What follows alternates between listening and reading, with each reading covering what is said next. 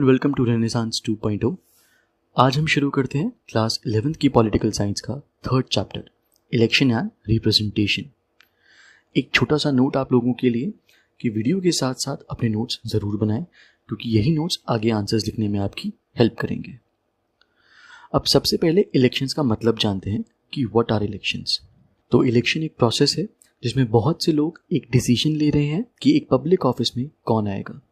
मैं आपको एक रियल एग्जाम्पल से समझाता हूँ। जब इंडिया में लोगों को अपना नेता चुनना होता है तो हम क्या करते हैं, सब अपना अपना वोट डालते हैं और जिस कैंडिडेट को सबसे ज़्यादा वोट मिल जाते हैं वो इलेक्शन जीत जाता है और नेता बन जाता है। इलेक्शन सिर्फ उन्हीं देशों में होते हैं जहाँ डेमोक्रेसी होती है, यानी लोगों का राज होता है।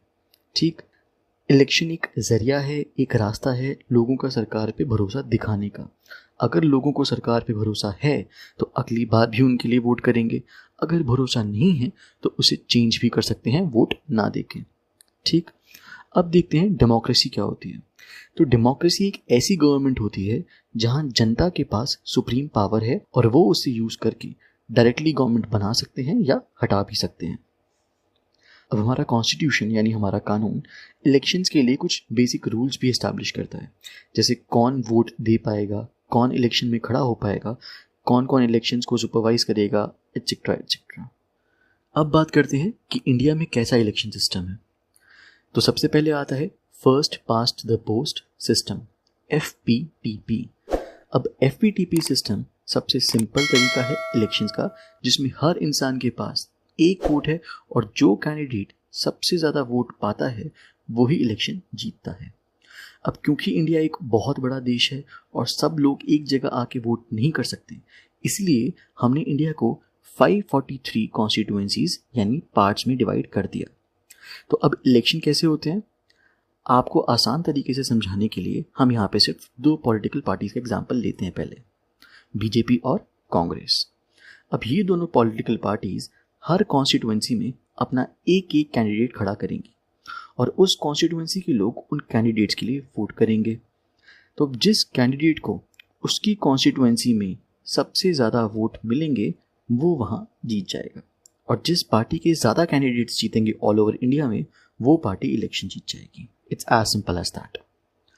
अब अगर एक कॉन्स्टिट्यूएंसी में सिर्फ दो कैंडिडेट्स हैं तो जाहिर सी बात है कि कैंडिडेट को जीतने के लिए 50% से ज़्यादा वोट्स चाहिए, यानी टोटल अगर 100 वोट्स हैं तो ए को जीतने के लिए 50 से ज़्यादा वोट्स चाहिए, तभी वो इलेक्शन जीत पाएगा। पर एक्चुअल सिचुएशन में सिर्फ दो पार्टीज तो नहीं होती इंडिया के अंदर, काफ़ी सारी पार्टीज हैं और सब कैंडिडेट खड़ा करती हैं। तो ये ज़रूरी नहीं है कि जीतने वाला कैंडिडेट 50% से ज़्यादा वोट लेके आए। रूल ये है कि उसे उस कॉन्स्टिट्यूएंसी में बाकी कैंडिडेट से ज़्यादा वोट्स मिलने चाहिए।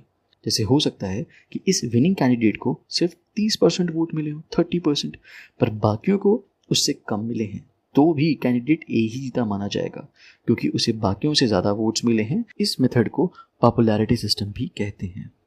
ठीक, आगे बढ़ते हैं। फिर आता है proportional representation system, PR system.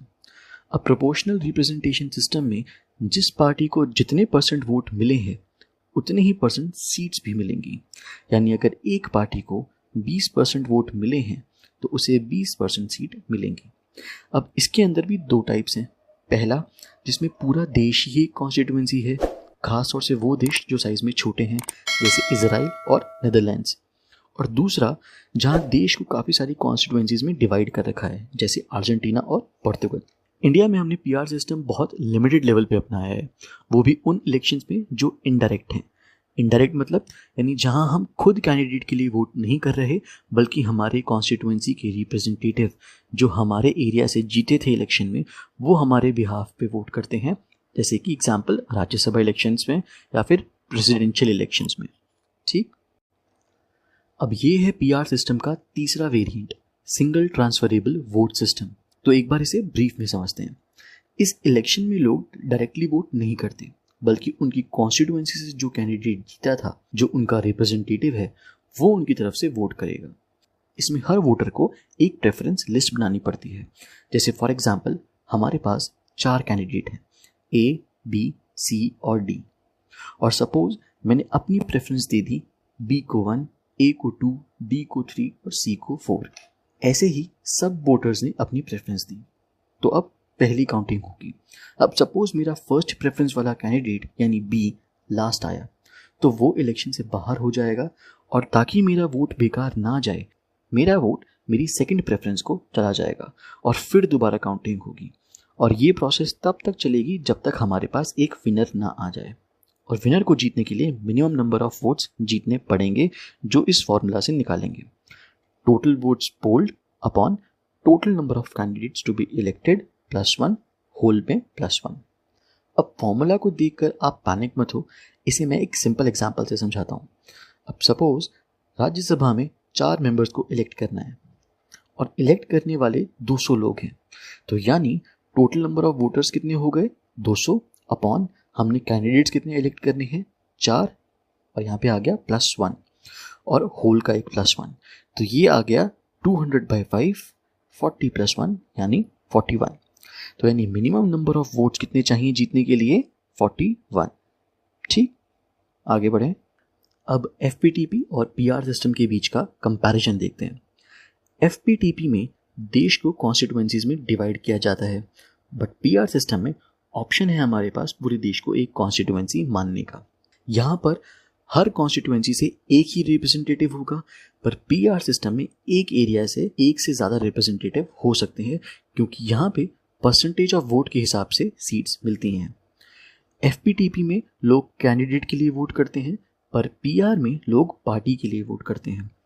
FPTP में उसके परसेंटेज ऑफ वोट से ज़्यादा सीट्स हो सकती हैं, पर पीआर में परसेंटेज के हिसाब से ही सीट्स मिलती हैं। अब एफपीटीपी में ज़रूरी नहीं कि जीते हुए कैंडिडेट को मेजॉरिटी यानी 50% से ज़्यादा वोट्स मिले, पर पीआर सिस्टम में पार्टी को मेजॉरिटी वोट्स ही मिलते हैं। एफपीटीपी का एग्जाम्पल है यूके और इंडिया, और पीआर का एग्जाम्पल है इजराइल और नेदरलैंड्स। ठीक, अच्छा आप देखते हैं कि इंडिया ने एफपीटीपी सिस्टम क्यों चुना। वैसे ये बताना ज़्यादा डिफिकल्ट नहीं है, क्योंकि आपने देखा कि राज्यसभा के इलेक्शन कितने कॉम्प्लेक्स थे। तो ताकि देश में सभी को इलेक्शन सिस्टम समझ आए, हमने ये सिस्टम चुना। इसकी पॉपुलैरिटी का मेन रीज़न ही इसकी सिंप्लिसिटी है।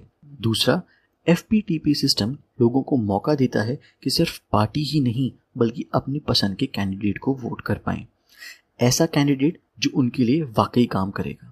और अब क्योंकि यहाँ पे वोट कैंडिडेट के लिए हो रहा है, तो समाज के हर हिस्से से लोगों को पार्टिसिपेट करने का मौका मिलता है, क्योंकि पार्टीज भी ये बात समझती हैं कि लोग उसी कैंडिडेट के लिए वोट करेंगे जो उनके बीच का हो।